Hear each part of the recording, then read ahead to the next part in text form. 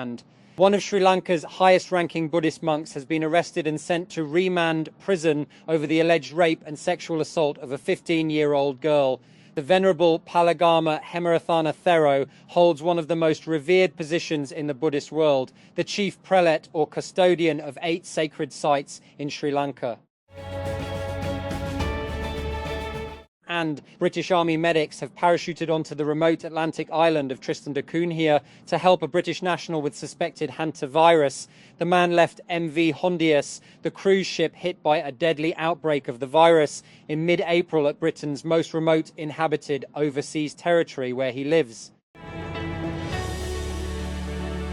When Russian forces withdrew last month from the strategic stronghold of Kidal in northern Mali, retreating under the jeers of the very rebels they were sent to crush, they surrendered more than just territory.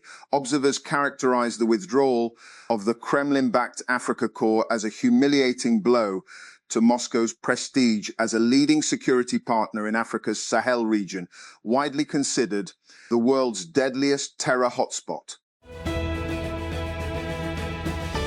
U.S. military intelligence gathering flights cite surging off the coast of Cuba. Analysis of publicly available aviation data shows.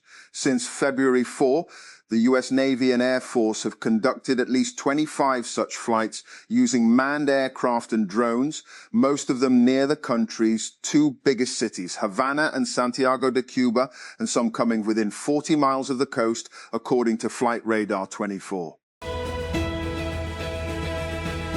And Kylian Mbappe will miss Real Madrid's crucial La Liga fixture against Barcelona despite training for El Clasico with his teammates before the trip to the Catalan capital. The league's leading goal scorer was left out of the Real Madrid squad named for Sunday night's game at the Camp Nou stadium in Barcelona, where the home team can be crowned Spanish champions with a win over their arch-rivals. For millions of women in the United States, being a mother comes with an extraordinary price tag. From the earliest stages of pregnancy through childbirth and into years of childcare, expenses for healthcare, delivery and raising a child are significantly higher in the US than in most other wealthy countries. Even basic needs like medical care and childcare can place a major burden on families. A consumer protection court has fined a private bank after ruling in favor of a citizen who faced inconvenience due to a faulty ATM in Karachi, 24 News reported Saturday.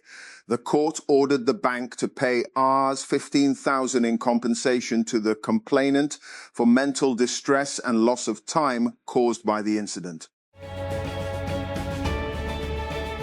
Prisoner accused of kidnapping and murdering a citizen in Karachi has escaped from Malia jail. The suspect, identified as Naveed alias Polka, was allegedly involved in the kidnapping and murder of a citizen within the limits of Yoharabad police station. He had been arrested by Yoharabad police a few days earlier. As fears of renewed conflict hang over Iran, conservationists are shoring up battered historic sites and taking stock of the damage caused by the war with the United States and Israel, though experts warn some repairs could take years.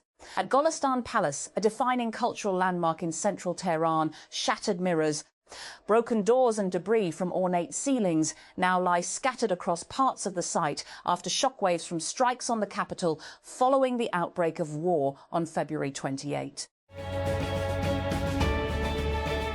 The United States continues to wait for Iran's response to its latest proposal to end the war that spilled into the region, including Lebanon, and triggered a global creation due to global energy crisis due to Tehran's de facto blockade of the Strait of Hormuz.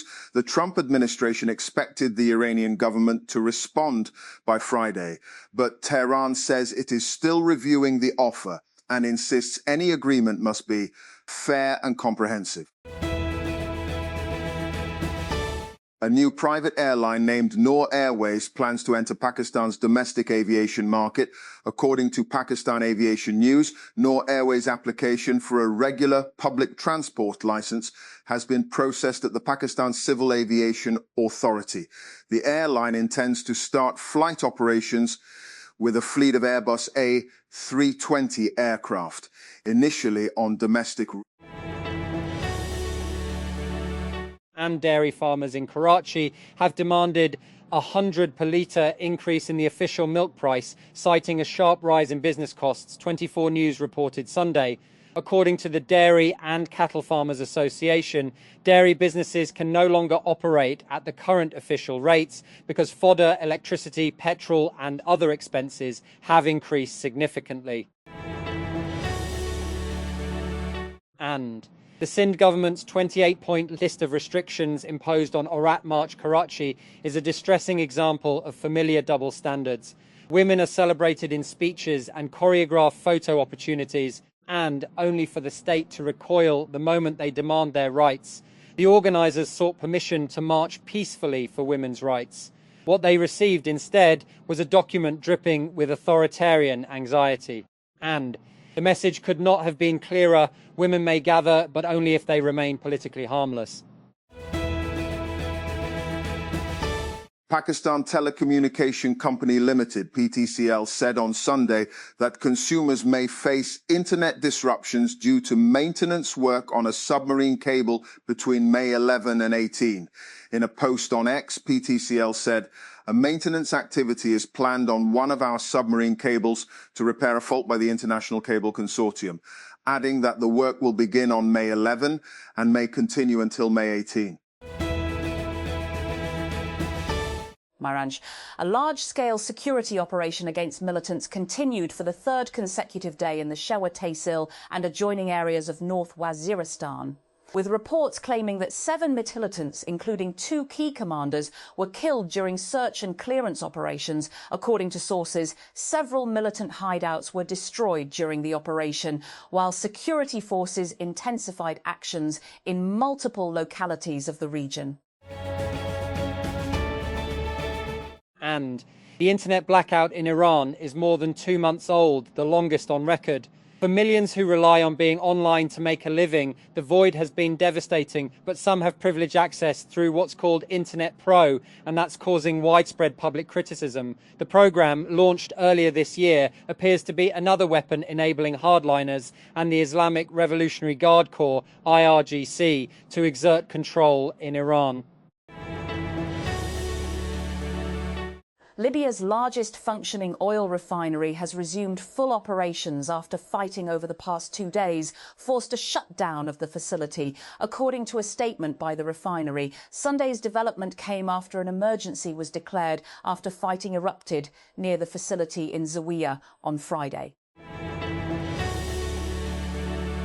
District Council teams eliminated 100 stray dogs during a large-scale operation in Sultan Colony and surrounding areas at the direction of Assistant Commissioner Malik Iqbal Lang. The crackdown continued for the second consecutive day after the recent death of a 7-year-old schoolboy in a stray dog attack triggered concern among residents. And Pakistan aims to generate 95% of its electricity from renewable sources by 2040, while achieving a 60% clean energy share by 2030, and, according to an official document outlining the country's long-term energy transition strategy. The document, available with Wealth Pakistan, and sets out an ambitious roadmap to transform Pakistan into a majority renewable energy economy by 2050, powering industry, households and transport with clean and affordable energy. As part of this transition, and the country plans to raise renewable electricity generation to 50% by 2035 and phase out or convert 14,000 megawatts of fossil fuel-based power plants by the same year. Karachi Traffic Police have issued a traffic diversion plan due to the construction of a flyover at Azaimpura interchange. According to the Traffic Police, vehicles coming from Singa Chowrangi and Karangi towards Shara-e-Faisal will be diverted from Shara Bhutto interchange and sent towards Defence. Kim Soo-jin and her husband have set aside their doubts and embraced parenthood, joining a small but notable wave of South Korean couples having children despite the country's steep demographic decline. South Korea has one of the world's lowest birth rates, and the government has spent billions of dollars trying to encourage citizens to have more babies and cushion the worst impacts of a shrinking population. Prime Minister Shehbaz Sharif on Sunday said he and his Qatari counterpart, Sheikh Mohammed bin Abdulrahman bin Jassim Al Thani, reaffirmed their shared commitment to support constructive dialogue in the Middle East. In a post on X, PM Shehbaz said he was delighted to receive a telephone call from my brother earlier today. Israeli jets have targeted more than 10 towns in southern Lebanon as the ceasefire between Iran and the United States appears to be holding despite naval skirmishes near the Strait of Hormuz. Israel on Saturday killed at least 24 people in a wave of attacks, despite a ceasefire that took effect last month. And an attack by armed rebels has killed at least 69 people in Ituri province in the conflict-torn northeast of the Democratic Republic of the Congo DRC, according to security officials. For more than 30 years, the mineral-rich eastern DRC has been a battleground for various armed groups, vying for control of its many mines. Interim Syrian President Ahmed al-Sharaa has announced a series of government changes, including replacing his brother as head of the presidential office, the state news agency Sana reports. Al-Sharaa appointed former Homs governor Abdul Rahman Badruddin Al-Ama as Secretary General for the presidency. The post was previously held by al-Sharaa's brother Maher, an appointment that had drawn accusations of nepotism. A large-scale Harvard-based study has determined that regular consumption of blueberries may be linked to slower cognitive aging and improved brain health in older adults. Researchers analyzing long-term data from more than 16,000 women in the Nurses' Health study found that those with higher intake of blueberries and strawberries experienced significantly slower rates of cognitive decline compared to those who consumed little or none. And a truck transporting oil from Karachi port to Sialkot was snatched near the Commander City housing scheme on M9 motorway in the limits of Nooriabad police station in Jamshoro district. Sajid Jamil, a manager of the goods transport company whose truck was snatched, lodged an FEIR at Nooriabad police station on Saturday, narrating that the truck was shipping edible oil to Sialkot, but it was robbed by 7 armed men who were travelling in a double cab. Pakistan Telecommunication Company Limited, PTCL, has informed customers about a scheduled maintenance activity to repair a fault in one of its submarine cables. The repair work, which will be carried out by the International Cable Consortium, is scheduled to begin on May 11, 2026, and is expected to continue until May 18, 2026. The Punjab Food Authority, PFA, has intensified its crackdown against the adulteration mafia in different areas of Lahore, sealing 8 food units, imposing fines worth 700 rands on 5 outlets and discarding large quantities of rotten and expired food items over violations of food safety laws. The enforcement teams carried out operations in Iqbal Town, Inner Lahore, Moulton Road and adjoining areas on the directions of Director General Syed Musa Raza. During the campaign, 11 food units were inspected, out of which 8 were sealed for serious hygiene and safety violations. Israel deported on Sunday 2 foreign activists seized from a Gaza-bound flotilla in what a rights group representing them described as a punitive attack on a civilian mission.